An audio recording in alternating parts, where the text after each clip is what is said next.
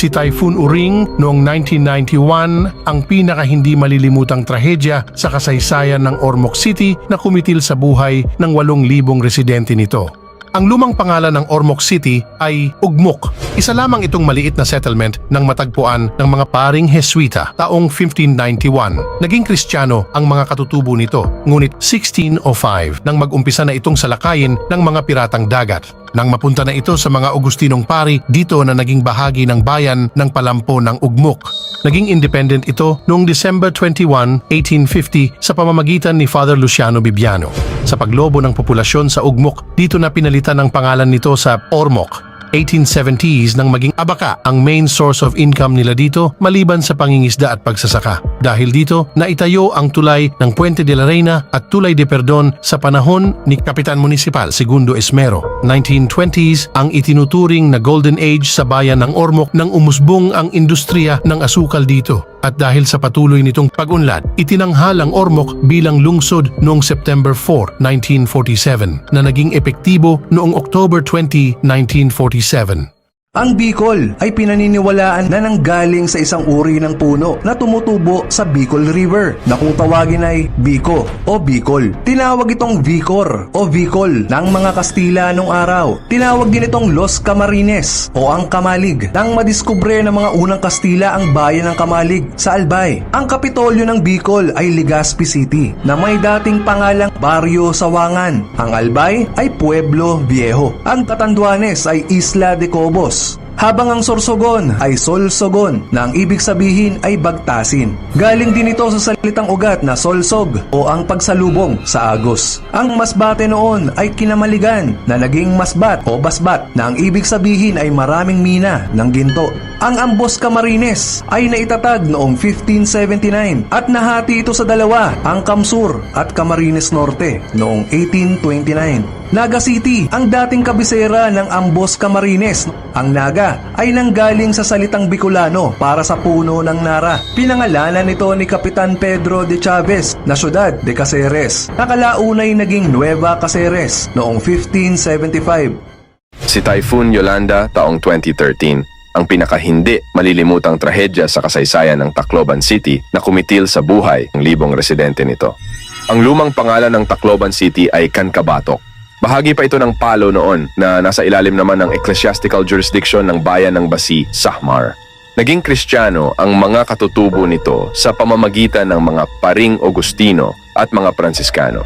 Naging tanyag dito ang taklob, kasangkapang gamit ng mga residente sa panghuhuli ng mga alimango at hipon. Dahil dito, napalitan ang pangalan ng lugar at tinawag na Taracloban, na kalaunay nakilala na natin bilang Tacloban. Sinong mag-aakala na ang dating maliit na settlement ay magiging sentro ng kalakalan para sa Leyte at Samar provinces? Lumago ang ekonomiya nito hanggang sa itanghal bilang kapitolyo ng Leyte noong February 26, 1839. Maliban sa pangingisda at pagsasaka ay naging masigla ang industriya ng kopra at abaka dito. June 20, 1952 nang itaas sa pagiging lungsod ang Tacloban. June 12, 1953 naman nang maging epektibo ito. Si Ildefonso V ang naging unang city mayor ng Tacloban. Ito ang mother town ng Iriga City, Baaw, Buhi, Bato at Balatan. Ang bayan ng Nabwa ay matatagpuan sa probinsya ng Camarines Sur, na nung araw ay bahagi naman ng probinsya ng Ambos Camarines. Pinaniniwalaan na ang edad nito ay mas matanda pa sa Maynila. Dati lamang itong sityo noon ng madatna ng mga Kastila na sinundan ng mga pahring Agustino. Bahagi lamang ito ng settlement ng lupa na pinamumunuan ni Datu Panga. Pinagpala ang komunidad dahil sa sandamukal na puno ng niyog sa lugar. 1578 nang itayo ng mga paring Pransiskano ang simbahan sa Antacodos at isinama dito ang mga kalapit lugar ng Sabang, Lupa at Binuyuan.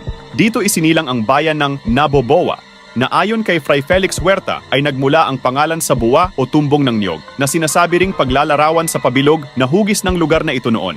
Umikli ang pangalan nito sa paglipas ng panahon at nakilala na natin ngayon bilang ang bayan ng Nabwa. Ayon naman sa ibang bersyon, ito Ummano ay pangalang Kastila na Nava, na sa madaling salita ay flat terrain o kapatagan na makikita sa Murillo Velarde map. Ang katutubong residente ng Samal Island ay tinatawag na Sama Tribe. Sila ay binubuo ng mga Mansakas at Mandayas. Ang Island Garden City of Samal sa Davao del Norte ay binubuo ng pinagsama-samang mga bayan ng Samal, Babak at Kaputian noong 1998. Sa pangalawang distrito, ang bayan ng Samal ay naitatag noong 1948. Nagmula ang pangalan nito sa tribo ng Sama. Para sa unang distrito naman, ang Babak na naging bayan taong 1953. Nagmula ang pangalan nito sa usbong na halaman o malaking puno na naging famous landmark nila noon. Sa 3rd District, taong 1965 nang maitatag ang bayan ng Kaputian na nagmula ang pangalan sa maputing buhangin nito na tinatawag ng mga lokal na puting balas. Sa pangunguna ni Congressman Rodolfo P. Del Rosario at Provincial Governor Prospero S. Amatong noong 1996 ay isinulong ang pagpapalawig pa ng turismo at pag-isahin ang tatlong bayan na ito. Isinilang ang Island Garden City of Samal noong January 30, 1998. Naganap ang plebisito Marso 7 at naging epektibo ang pagiging lungsod nito noong June 30, 1998.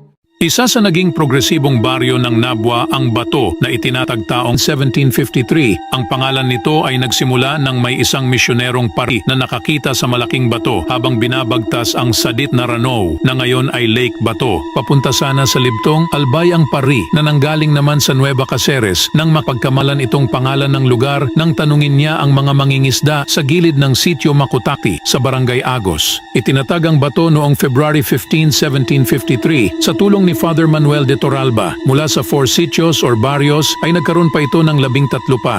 Marami nang dumaang pinuno sa bayan ng Bato simula nang maitatag ito, ngunit hindi na preserba ang mga pagtatala hanggang dumating ang taong 1860. Ang ilog ay naging lawa na sumaklaw sa malaking teritoryo ng Bato. Walang makapanghuli ng isdang sinarapan noong 1772 dahil ang Lake Bato ay binahayan ng mga buwaya.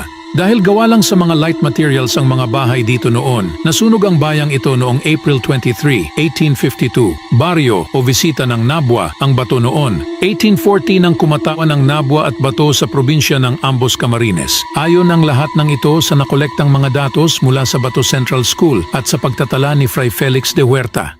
Noong April 11, 1835, inorganisa ang bayan ng Dolores sa pamamagitan ng kautusan ni Gobernador General Pascual Enrile. Naging epektibong bayan ito noong May 23, 1835. Ngunit sa panulat ni Fray Felix de Huerta, ito ay taong 1840. Ang Dolores ay dating parte lamang ng Chaong noon na bahagi pa ng bayan ng San Pablo na nasasakop noon ng probinsya ng Batangas. Itinayo ang simbahan ni Nuestra Señora de los Dolores na siyang pinanggalingan ng kasalukuyang pangalan nito sa direksyon ni Father Carlos Tena. Ginawa ang simbahan sa mga light materials na nagsilbi ring korte at paaralan noong araw, bagamat maburol at magubat ang lugar. Sagana ito sa produkto ng palay, palm trees, abaka, mais at kakao na inilalako nila sa mga bayan ng San Pablo at Tayabas. Nagkaroon ng alitan sa pagitan ng dalawang bayan. May mga lugar kasing kinuha ang San Pablo sa Dolores bago o pagkatapos ng taong 1886. Napunta muli ang Dolores sa Chaong panahon ng Amerikano at nahiwalay din noong 1910. Ngunit may nakuhang mga bahagi pa nito ang Chaong, San Pablo at Candelaria.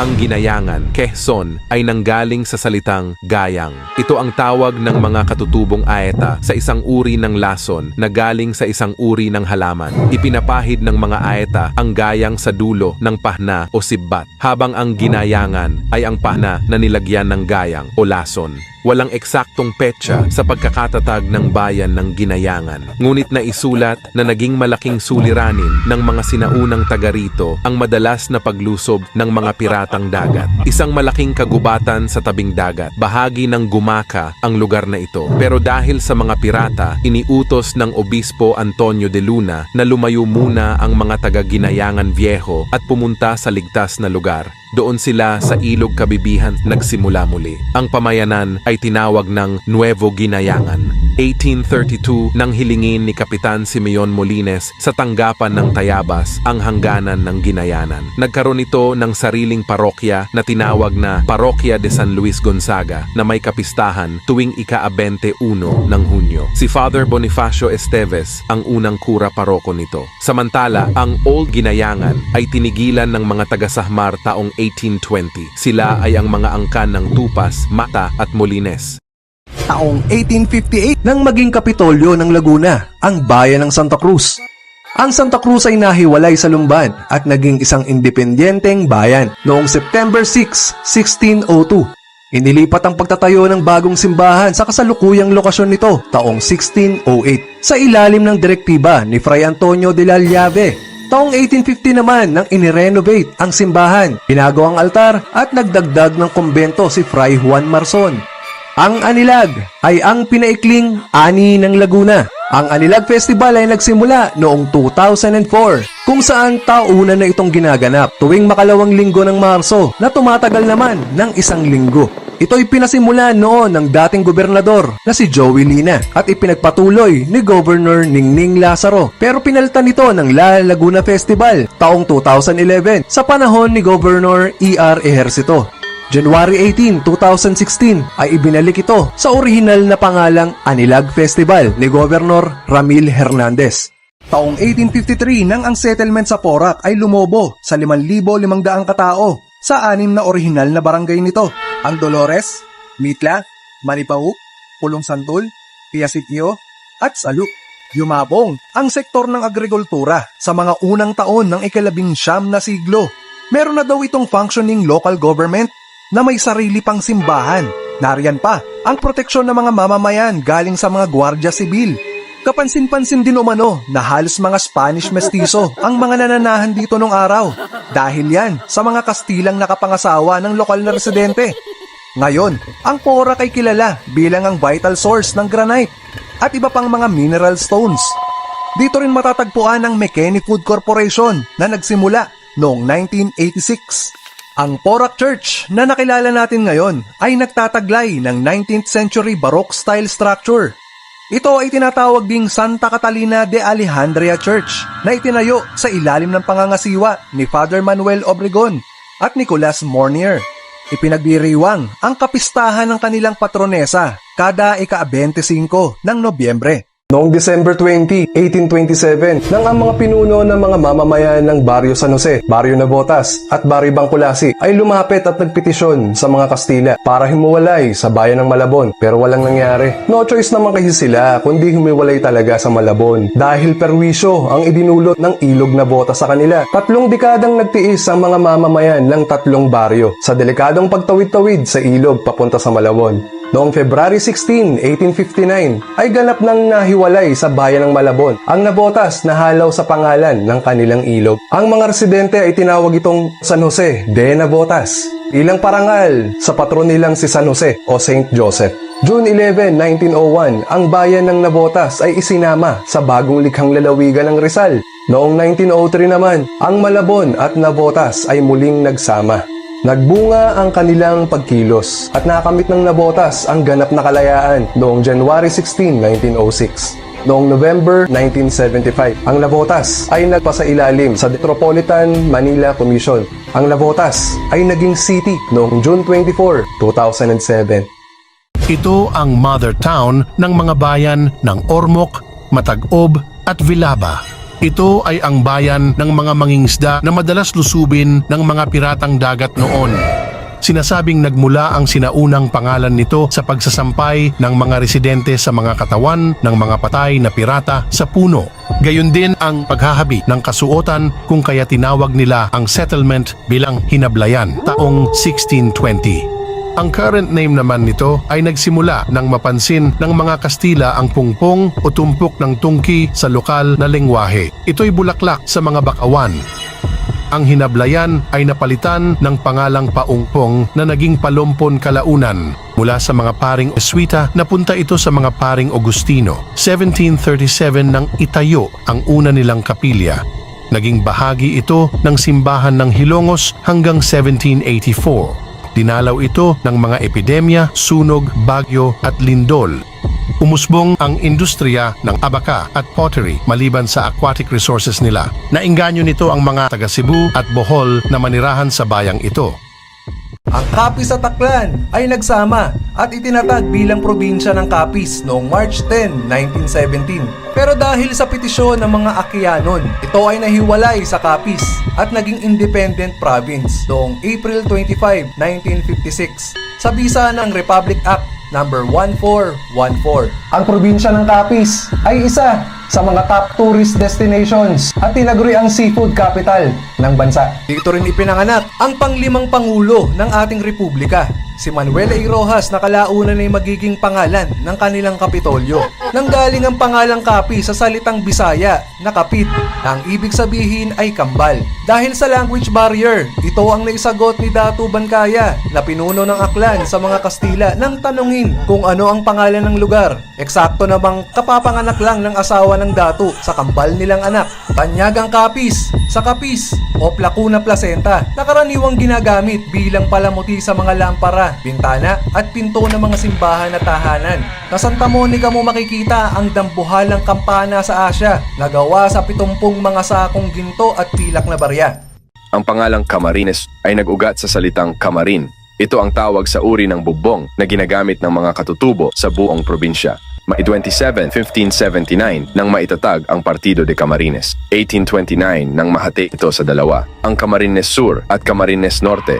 1847 nang ang bayan ng Ragay, Lopi at Sipokot na orihinal na bahagi ng Camarines Norte ay ilipat sa Camarines Sur. 1854 nang ang dalawang probinsya ay magsamang muli para buuin ang probinsya ng ambos Camarines. 1857 nang maghiwalay ito sa pangalawang pagkakataon. 1893 nang maging ambos Camarines ulit sila. Tinukoy ng dalawang probinsya sa loob nito ang hangganan ng bawat teritoryo at pagsasanib ng ibang mga bayan nila hanggang sumapit ang March 10, 1917 nang tuluyan nang maghiwalay silang dalawa. La Union. Ang La Union ay salitang Kastila na ibig sabihin ay ang Union. Ito ang napiling pangalan sapagkat nabuo ang probinsyang ito mula sa pinagsama-samang mga bayan ng Ilocos Sur, Pangasinan at Benguet noong 1850. At noong April 18, 1854 ay naglabas ng Royal Decree si Queen Isabella II ng Spain para sa ganap na pagbuo sa nasabing probinsya. Ang kapital ng La Union ay ang lungsod ng San Fernando na naitampok na rin natin dito sa Nung Araw Channel. Bago pa man dumating ang mga Kastila sa lugar na ito ay may kabihasnan at mayroon na itong pangalan. Ito ay ang Samtoy na nagmula sa salitang Ilocano na Saumiditoy na ang ibig sabihin ay ang aming lengguwahe.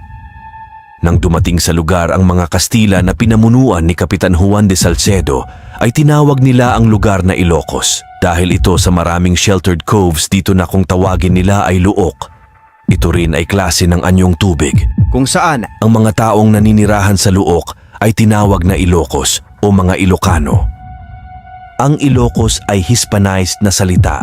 Hango rin ito sa salitang Ilocano na Ilocong, na ang ibig sabihin ay nanggaling sa kapatagan. Kalaunan ay tinawag na ang lugar na Ilocos at Ilocano naman ang mga residente nito. Ang Ilocos Norte at Ilocos Sur ay iisang probinsya lamang noong panahon ng mga Kastila. Kabilang din sa sakop ng Ilocos noong araw ay ang Abra at ilang bahagi ng Mountain Province. Ngunit sa paglabas ng Royal Decree noong February 2, 1818 ay nahiwalay ang katimugan ng Ilocos na tinatawag natin ngayon na Ilocos Sur, habang Ilocos Norte naman ay ang nasa Hilaga. Ang Mountain Province ay pinangalanan ang pangalan na ito dahil sa matatagpuan ito sa kalagitnaan ng Cordillera Mountain Range matatagpuan sa Luzon.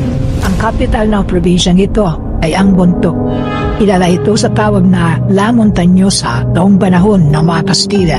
Ito ang matatawag na Mother Province ng iba pang probinsya ng Cordillera Administrative Region dahil ito ang pinagmulan ng mga probinsya at tapos nahatiin ito sa apat noong 1966.